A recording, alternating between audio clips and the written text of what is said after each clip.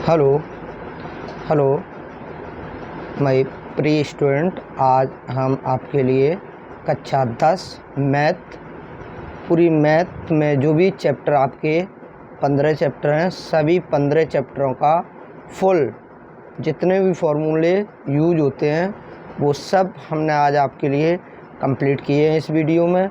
आप इस वीडियो को अच्छी तरीके से देखें और जो बोर्ड एग्ज़ाम में अब कम टाइम बचा है तो आप सारे चैप्टर सब कुछ एक एक क्वेश्चन करके नहीं रिवाइज कर सकते हैं, तो उनके जो बुलेट पॉइंट हैं वो फार्मूलों के माध्यम से आप उन्हें अच्छे से कर सकते हैं।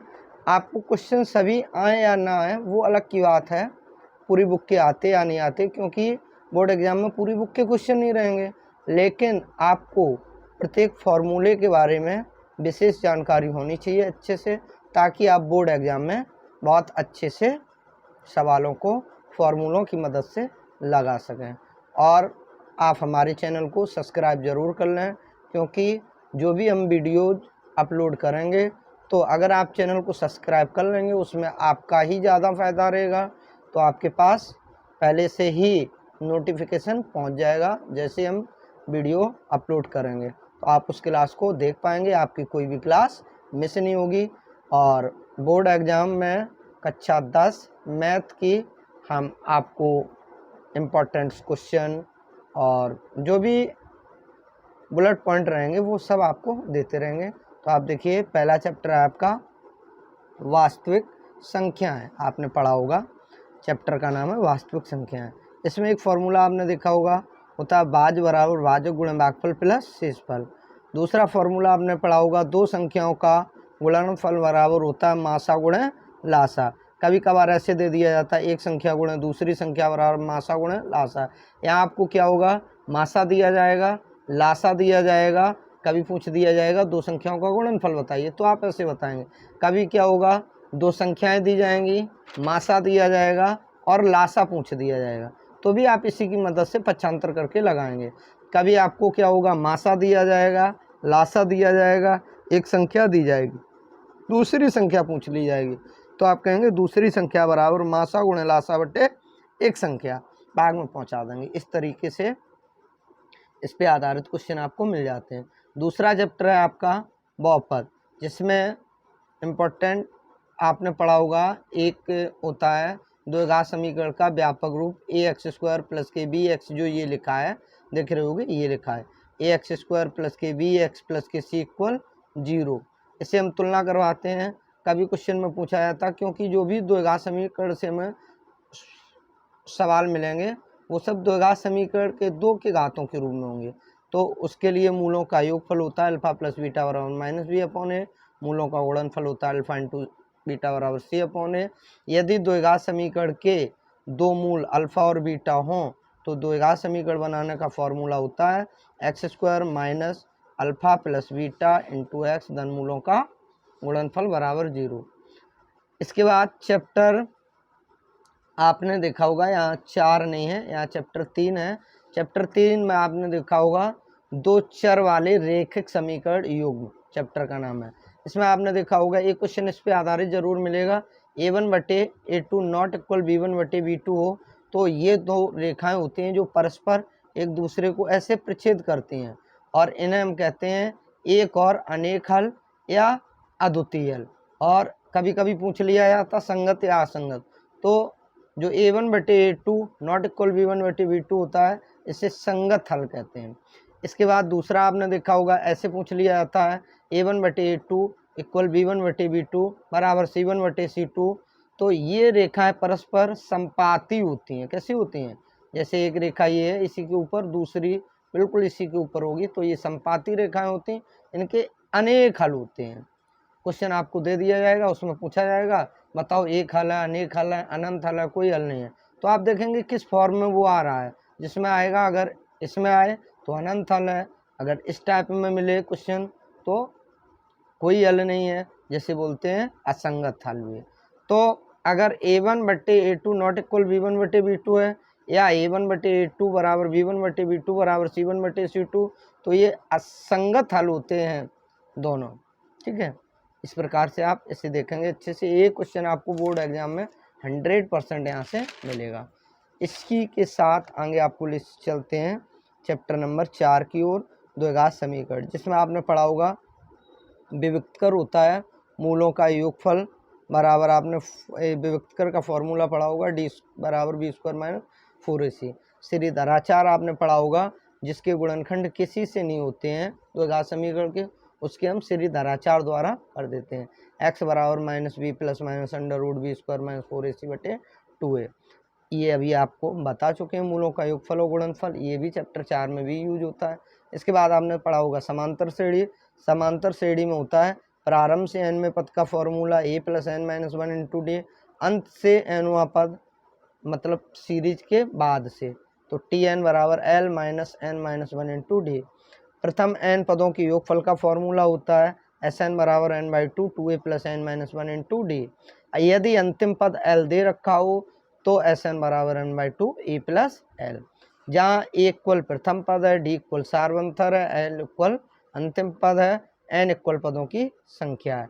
और यदि कभी कभार क्या होता है, यदि पदों का योगफल सवाल में दे रखा है चर टाइप में, तो हम nवां पद निकालेंगे tn बराबर Sn माइनस Sn माइनस 1। इसी के साथ आप आगे देखेंगे त्रिभुज में आपने पढ़ा होगा AD बटे BD बराबर AE बटे EC, ये थेल्स प्रमेय होती है, वेरी इंपॉर्टेंट है बोर्ड एग्जाम के लिए। एक प्रमेय आपने पढ़ी होगी पाइथागोरस प्रमेय होती है, कर्ण स्क्वायर बराबर लंब स्क्वायर प्लस आधार स्क्वायर, इन दोनों में से एक बोर्ड एग्जाम में जरूर आएगी।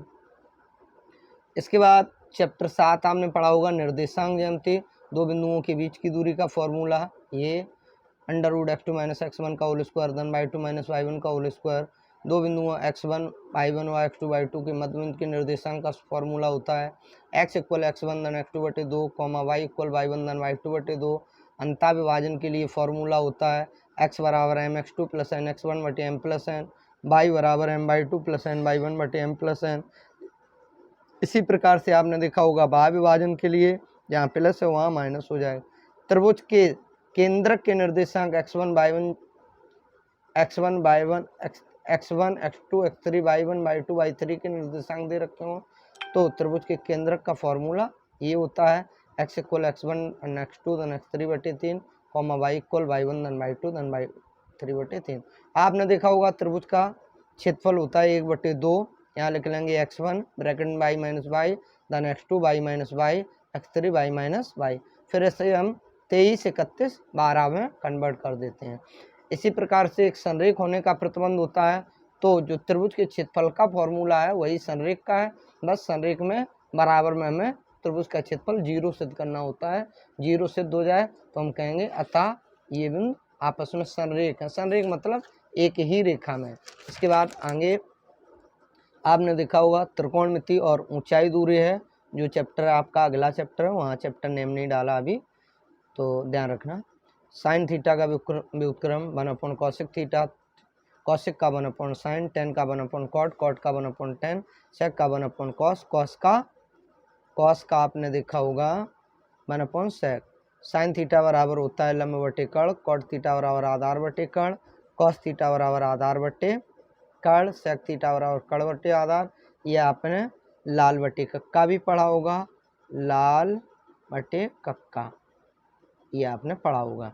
साइन थीटा बराबर लंब बटे कर्ण, कॉस थीटा बराबर आधार बटे कर्ण, टेन थीटा बराबर लंब बटे आधार, तीन इसके अपोजिट हो जाते हैं। टेबल आप सबने हमने आपको बनाना भी बताया था, और नहीं तो आप अगर याद करना चाहें तो इस तरह से याद कर सकते हैं। त्रिकोणमिति में कई एक फॉर्मूले जैसे sign square theta plus cos square theta बराबर 1, अगर हम साइन कॉस को उधर पक्षांतर कर दें तो साइन स्क्वायर थीटा बराबर 1 माइनस कॉस स्क्वायर थीटा बराबर 1 माइनस साइन स्क्वायर थीटा। अगर कभी यही पूछ दिया जाए कॉस थीटा बराबर, तो under root 1 minus sine square theta. इसी प्रकार आगे भी है सेक स्क्वायर, इससे भी देखो 3 बने हुए हैं। कॉसेक स्क्वायर थीटा बराबर 1 प्लस के cot square theta, cosec square theta minus 1 बराबर cot square theta, cosec square theta minus cot square theta equal 1। Tan theta का फॉर्मूला होता है साइन और कॉस के पद में साइन थीटा बटे कॉट थीटा, कॉस का होता है कॉस थीटा बटे साइन थीटा। कॉस 2a के फॉर्मूले 4 होते हैं, आप जरूर याद कर लें। कॉस 2a बराबर 2 cos square theta minus 1, cos 2a बराबर 1 माइनस 2 को sine square theta, cos theta टा equal cos square theta minus sine square theta. चौथा फॉर्मूला होता है cos theta equal 1 minus tan square theta बटे 1 plus tan square theta. Tan 2a का sign 2a का sign के पद में फॉर्मूला होता है 2 sine theta into cos theta. Sine 2a का टेन के पद में होता है 2 टेन थीटा बटे 1 plus tan square theta. Tan 2a का टेन के पद में होता है 2 टेन थीटा बटे में 1 माइनस टेन स्क्वायर थीटा। ये दोनों सेम है, बस साइन में यहाँ प्लस होता है, टेन में यहाँ माइनस। साइन 3a का 3 sine theta minus 4 sine cube theta, cos 3 थीटा का 4 cos cube theta minus 3 cos square theta.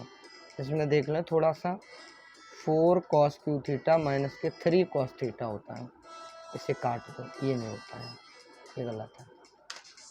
एक मिनट, किसी की कॉल आ गई, हम बात कर लें, तब तक आप देखिए। हेलो हेलो, हाँ बेटा अभी थोड़ी देर में बात कर रहे हैं, ठीक है। और सुबह, हाँ बताओ। अब हमने थोड़े बिजी हैं, थोड़ी देर में बात कर रहे हैं, ठीक है। इसके बाद देखिए आप अगले चैप्टर की ओर आपको ले चलते हैं।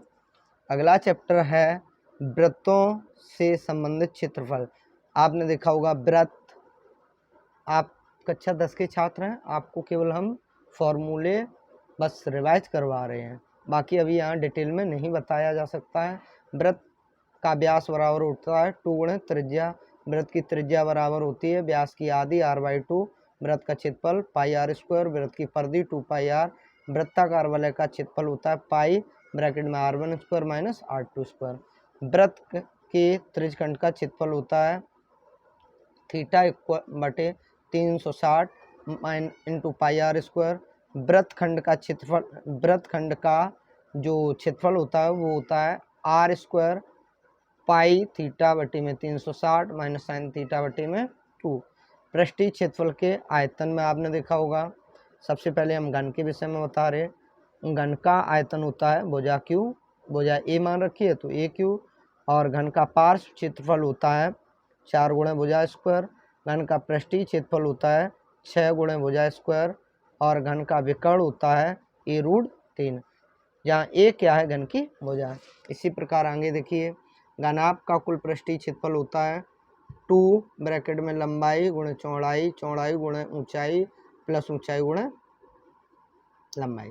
घनाभ का आयतन लंबाई इंटू ऊंचाई इंटू लंबाई गुणे चौड़ाई गुणे ऊंचाई। घनाभ का विकर्ण √L square B square H square. इसी प्रकार वर्ग का क्षेत्रफल भुजा स्क्वायर, वर्ग का परिमाप 4 गुणे भुजा, वर्ग का विकर्ण a√2। इन्हें आप जरूर याद रख लें, वर्ग की परिभाषा आपको पता होगी, जिसकी चारों भुजाएं परस्पर कैसे हों, बराबर हों, प्रत्येक कोण 90 अंश का हो, से वर्ग कहते हैं। इसी प्रकार आयत में आप देखिए, आयत का क्षेत्रफल लंबाई गुणे चौड़ाई, आयत का परिमाप 2 ब्रैकेट में लंबाई प्लस चौड़ाई, आयत का विकर्ण √L square plus B square. इसी प्रकार से बेलन में देखिए, बेलन का आयतन पाई आर स्क्वायर एच, बेलन का वक्रपृष्ठ 2 पाई आर एच, बेलन का संपूर्ण पृष्ठ 2 पाई आर ब्रैकेट में एच प्लस आर। बेलन के आधार का क्षेत्रफल होता है पाई आर स्क्वायर। इसी प्रकार से शंकु में, शंकु का आयतन 1/3 पाई आर स्क्वायर एच, शंकु का वक्रपृष्ठ पाई आर एल, शंकु का संपूर्ण पृष्ठ पाई आर ब्रैकेट में एल प्लस आर। शंकु की तिर्यक ऊंचाई एल बराबर √H square plus R square. इसी प्रकार आगे देखिए, आगे गोला है, गोले का आयतन होता है 4/3 पाई आर क्यू। गोले का संपूर्ण पृष्ठ होता है बेटा 4 पाई आर स्क्वायर, नहीं तो आप ध्यान रखें 6 पाई आर स्क्वायर में बने रहें, नहीं होता है। अर्धवृत्त, अर्धगोले का आयतन होता है, आधा कर दीजिए उसी में, तो 4/3, तो 4/3 का आधा कहेंगे तो 2/3 पाई आर क्यू। आयतन है क्यू में होगा। अर्धगोले का संपूर्ण पृष्ठ 3 पाई आर स्क्वायर होता है, ये ध्यान रखिए। इसी प्रकार छिन्नक का देखिए, छिन्नक का जो आयतन होता है वो होता है पाई एच बटी में 3 ब्रैकेट में R square plus small R square plus R into R, जहाँ स्मॉल आर बड़े त्रिज्या और कैपिटल आर बड़ी त्रिज्या और स्मॉल आर छोटी त्रिज्या है।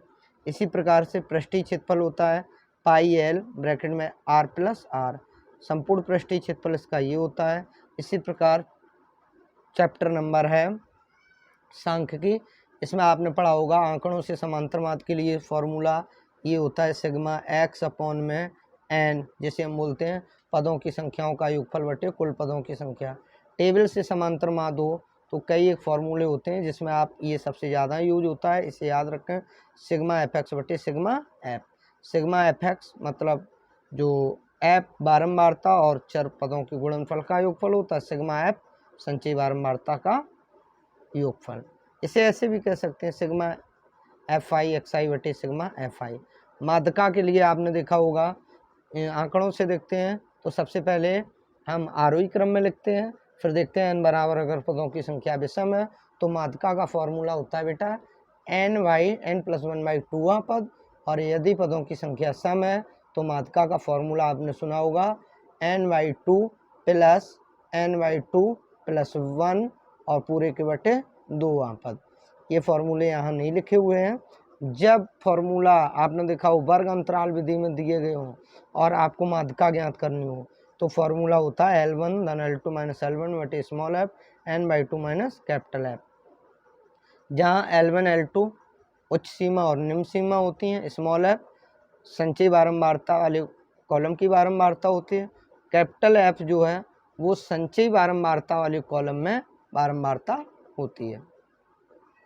इस फॉर्मूले से भी हम लगा सकते हैं बॉलक का वर्ग अंतराल विधि से आपने फॉर्मूला, वैसे तो आपने बॉलक पढ़ा होगा आंकड़ों से, जो संख्या सबसे अधिक बार आए उसे बॉलक कहते हैं, और टेबल में आपने देखा होगा जिसकी बारंबारता सबसे ज़्यादा हो बॉलक उससे कहते हैं। ये जो भी ये लिखे हैं ये चाहे माध्यिका हो चाहे बॉलक हो चाहे माध्य हो, इनमें से जो भी क्वेश्चन मिलेगा और ज़रूर मिलेगा तीनों से एक एक क्वेश्चन 5-5 4-4 नंबर का, तो ये क्वेश्चन बेटा आते हैं सब 4-4 नंबर के। तो हमने ये फॉर्मूले इसलिए लिख दिए और वो सिंपल फॉर्मूले हैं, उनमें क्वेश्चन आपको ऑप्शन में मिलेगा या 1-2 नंबर के वैसे क्वेश्चन मिलेंगे। तो बॉलक का फॉर्मूला होता है एल धन F minus F1 minus F बटे में 2F1 माइनस F2 बटे इंटू में H। इसी प्रकार से प्रायिकता में आप देखेंगे, प्रायिकता को प्रोबेबिलिटी कहते हैं, P से प्रदर्शित करते हैं। प्रायिकता बोलते हैं जैसे कोई कार्य होने की संभावना जो होती है उसे हम कह सकते हैं प्रायिकता। प्रायिकता बराबर फॉर्मूला होता है ई के अनुकूल परिणामों की संख्या बटे जो उनके टोटल रिजल्ट होते हैं वो। और एक फॉर्मूला आपने ये पढ़ा होगा कक्षा 10 में, बेसिक ही प्रायिकता है, किसी कार्य को होने की प्रायिकता PE है प्लस किसी कार्य को ना होने की प्रायिकता PE बार है तो बराबर 1 होता है। इसमें अगर हमें एक चीज़ दे रखी है किसी खेल को खेलने की प्रायिकता 4/3 है, ना खेलने की पूछी गई हो तो एक में से उसे घटा देंगे। ये प्रायिकता में फॉर्मूले जो बेसिक हैं यूज होते हैं। इसमें हमने आपके सभी फॉर्मूले कंप्लीट करवा दिए हैं पूरे चैप्टर के। आप एक बार इस वीडियो को ज़रूर देखें, बोर्ड एग्ज़ाम में आपके लिए बहुत हेल्पफुल वीडियो रहेगी। लगभग अगर आप 50 नंबर की तैयारी किए हैं अच्छे से तो ये आपको 20 नंबर की जो तैयारी है ये फॉर्मूलों की मदद से आप अच्छे से तैयार कर सकते हैं। और आप बोर्ड एग्ज़ाम में अगर वीडियो देखते रहेंगे, आप बताएंगे तो आपको और अब आपको फॉर्मूले कंप्लीट करवा दिए गए हैं तो आपको अधिक से अधिक जो इम्पोर्टेंट बोर्ड एग्ज़ाम में आने वाले क्वेश्चन होंगे उनकी वीडियो आपको मिलेंगी, और आप लगातार वीडियोज को देखते रहें। और आपसे कुछ लग तो रहा नहीं, दक्षिणा आप चैनल को भाई फ्री में सब्सक्राइब तो कर सकते हैं ना, जिससे कि आपका फ़ायदा हो, आपको उसका नोटिफिकेशन मिले। कोई हम वीडियो डालें आपको पता ही नहीं चल पा रहा है कब वीडियो अपलोड हुई कब नहीं हुई है, तो जो भी इम्पोर्टेंट वीडियो हम डालेंगे उसका नोटिफिकेशन आपके पास पहुंच जाएगा। आप अच्छे से वीडियो को देखेंगे और आपका तैयार हो जाएगा। आपको लग रहा होगा इतने अच्छे से आपको सभी चैप्टर्स के फॉर्मूले तैयार करवा दिए गए हैं, और आप करेंगे तो अभी बीच में आपके कहीं हिंदी का पेपर है, कहीं ड्राइंग का पेपर है, कहीं साइंस का है, तो इस प्रकार से आप पढ़े होंगे ज़रूर। हो सकता है भूल भी गए हों, कुछ बच्चे ऐसे होते जो नहीं भी पढ़े होंगे, तो उनके लिए लास्ट में ये समय है, अच्छे से आप इन फॉर्मूलों को आप देख लीजिए, जो आपके सवालों में बहुत ज़्यादा हेल्पफुल और इम्पोर्टेंट रहेंगे। आज के लिए इतना पर्याप्त है। Okay, bye bye, take care, मिलते हैं